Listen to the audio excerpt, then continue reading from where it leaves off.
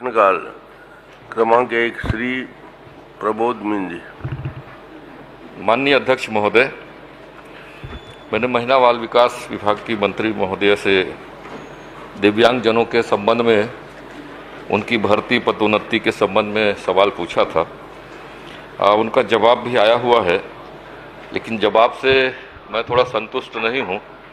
मैं माननीय मंत्री जी से जानना चाहूँगा कि उन्होंने जो जवाब में दिया है कि दिव्यांगजनों के अधिकार अधिनियम 2016 के तहत पदों के चिन्हांकन का कार्य वर्तमान में प्रक्रियाधीन है।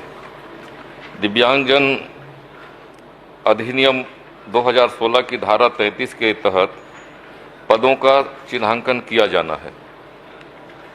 मैं मंत्री महोदय से ये जानना चाहूँगा कि ये 2016 अधिनियम जो है और दिव्यांगजन छत्तीसगढ़ का जो अधिनियम है 2023 है, वो कब से लागू किया गया है?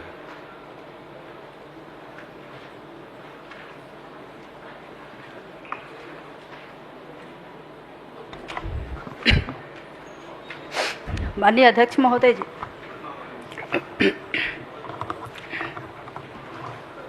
माननीय सदस्य,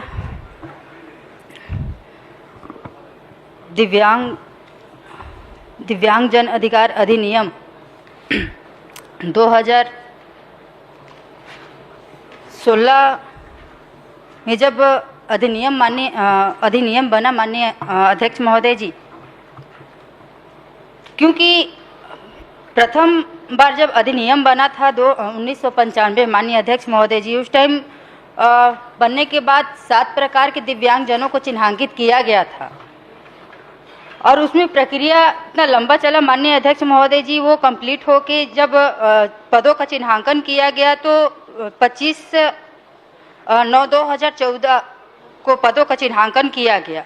अब क्योंकि ये अधिनियम 2016 में फिर से लागू हुआ है माननीय अध्यक्ष महोदय जी, तो इसकी प्रक्रिया अभी प्रक्रियाधीन है, क्योंकि 2016 के बाद इसमें 21 प्रकार के दिव्यांगजन आ रहे हैं माननीय अध्यक्ष महोदय जी।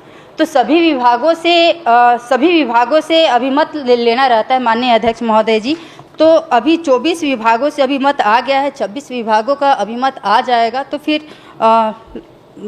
से पदों का चिन्हांकन होगा माननीय। चलिए प्रमोद जी। माननीय सभापति जी, मैं आपके माध्यम से जानना चाहूँगा कि अधिनियम 2016 के बारे में मंत्री जी ने बताया, लेकिन ये भी सही है कि दिव्यांगजन अधिनियम 2023 की धारा 26 के तहत दिव्यांगजनों के पदों का चिन्हांकन 1 वर्ष के अंदर किया जाना था क्या?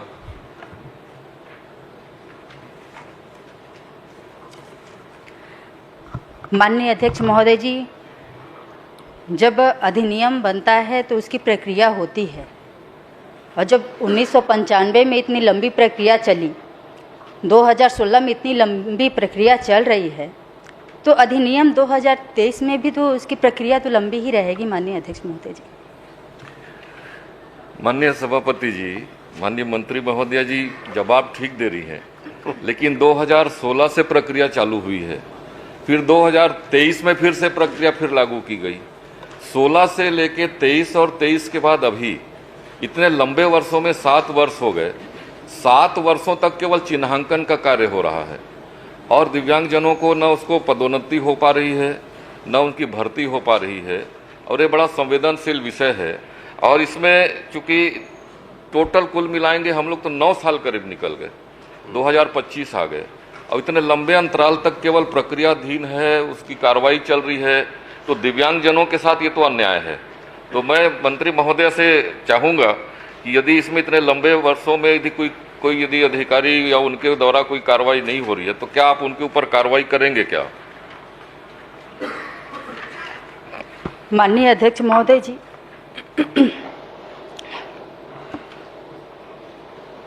क्योंकि अभी भी 2016 की जो कार्यवाही जो प्रक्रियाधीन है, मैं माननीय सदस्य को ये बात को पहले भी अवगत करा चुकी कि अभी तक अभिमत 24 विभागों से आया है और 26 विभागों से आना बाकी है। और जिस नियम की बात कर रहे हैं माननीय अध्यक्ष महोदय जी की 2023 अधिनियम, ये 2023 अधिनियम अभी तक लागू नहीं हुआ है माननीय अध्यक्ष महोदय जी, मतलब है ही नहीं। चूंकि अभी तक लागू नहीं हुआ है, जबकि उत्तर में आया है कि इसको 2023 लागू किया गया है और कार्रवाई चल रही है। मैं माननीय मंत्री महोदय से एक चीज़ और जानना चाहूँगा, क्या यह सही है कि माननीय सुप्रीम कोर्ट ने दिव्यांगजन अधिकार अधिनियम 2016 के प्रावधानों को लागू करने के लिए समाज कल्याण विभाग के द्वारा शपथ पत्र दिया गया था क्या?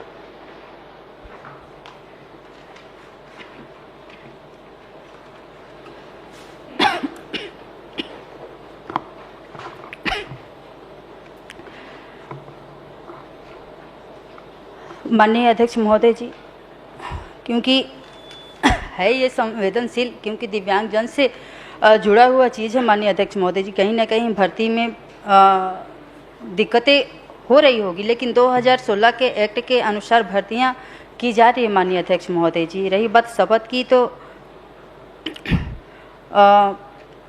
माननीय अध्यक्ष महोदय जी इसमें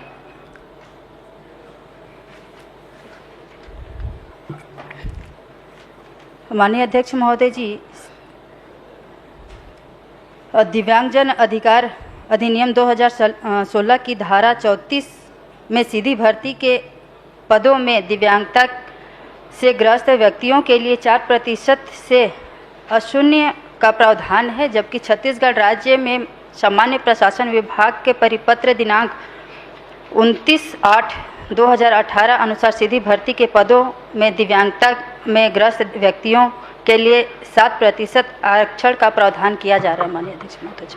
नहीं, माननीय अध्यक्ष माननीय प्रमोद जी का प्रश्न बहुत छोटा है।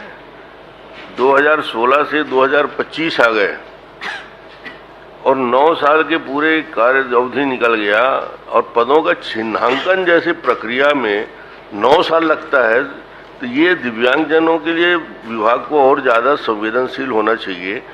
और यदि 9 साल तक यदि हम सिर्फ उनके पदों का चिन्हांकन करते रहेंगे तो इतना महत्वपूर्ण विषय में बहुत पीछे हो जाएंगे। इसलिए कृपा करके इसको आप कोई समय सीमा बैठ के, उनके यही विषय है कि समय के अनुसार हो जाए, 6 महीने, 3 महीने, 4 महीने में जब भी आप कर सकते हैं, जल्द से जल्द इसका चिन्हांकन हो जाए।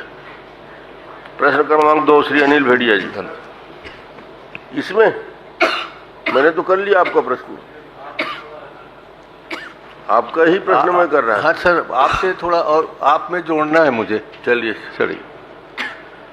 प्रदेश के दिव्यांगजनों के बैकलॉग के रिक्त पदों की पूर्ति हेतु विशेष भर्ती अभियान किए जाने हेतु 31 मई 2024 को शासन द्वारा परिपत्र जारी किया गया है। ये शासन आपका है, क्या आपको पता है कि इस तरह से परिपत्र जारी किए हैं? और अगर इतनी लापरवाही हो रही है, माननीय अध्यक्ष जी भी चिंतित हैं, तो ये एक अमानवीय व्यवहार है जो आपके अधिकारियों के द्वारा, आपके द्वारा या शासन के द्वारा जो किया जा रहा है। और इसे मैं सीधा सीधा कहूँगा कि आप लोग दिव्यांगजनों के साथ धोखा कर रहे हैं, क्योंकि ये नरेंद्र मोदी जी का जो आया है ना प्रोग्राम, घोषणा पत्र, उसमें लिखा हुआ है ये हमारा दिव्यांगजनों का के साथ इस तरह से व्यवहार अध्यक्ष महोदय अमानवीय व्यवहार है। और इसके लिए भी कुछ न कुछ सजा इनको निर्धारित करना चाहिए कि अभी तक मात्र 24 विभाग का आया है, 26 विभाग का नहीं आया है। ये कोई पछने वाली बात नहीं है, समझ ही में नहीं आ रही कौन सी बात है कि दिव्यांगजनों के साथ ऐसा व्यवहार कर रहे हैं। अध्यक्ष महोदय, इसमें समय सीमा निर्धारित करवा दें ताकि इस पे न्याय मिल सके उनको। चूंकि विभिन्न विभाग इसमें जुड़े हुए हैं और सभी विभाग से उनके पदों का चिन्हांकन किया जाना आवश्यक है। आपको प्रश्न बहुत व्यापक है, तो मुझे लगता है कि मुख्य सचिव, चीफ सेक्रेटरी को इसकी चिंता करनी चाहिए और ये 6 महीने के अंदर इसको एक रास्ता निकालें। ये अंतिम उपाय हो सकता है।